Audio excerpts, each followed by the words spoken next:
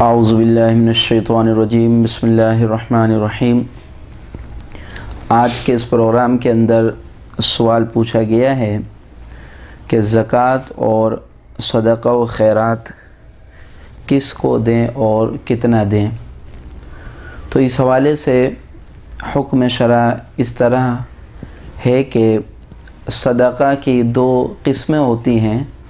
اور دو طرح کے صدقات ہوتے ہیں۔ ایک کو ہم صدقات واجبہ کہتے ہیں اور ایک کو ہم صدقات نافلہ کہتے ہیں۔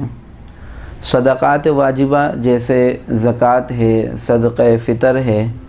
اور روزے کا کفارہ ہے، قسم کا کفارہ ہے، یہ سب صدقات واجبہ میں آتے ہیں۔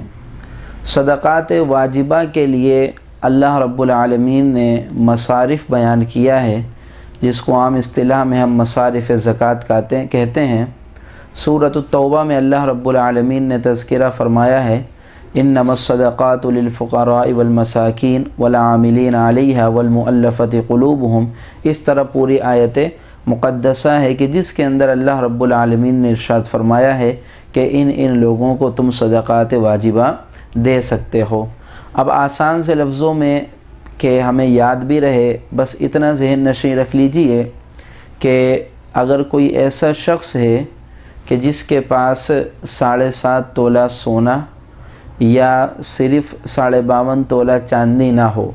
یا اگر تھوڑا سونا اور تھوڑا چاندی ہو، تو اس صورت میں چونکہ ہمارے یہاں سونے کی ویلیو چاندی سے زیادہ ہے، اس لیے اگر کسی کے پاس کچھ سونا ہے، کچھ چاندی ہے، کچھ مالیت ہے، تو اگر ان تمام چیزوں کو اکٹھا کر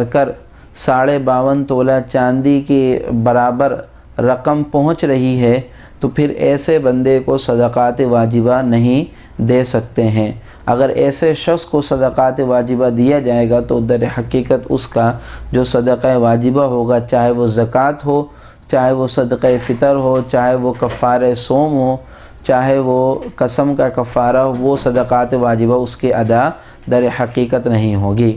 لیکن جہاں تک معاملہ صدقات نافلہ کا ہے،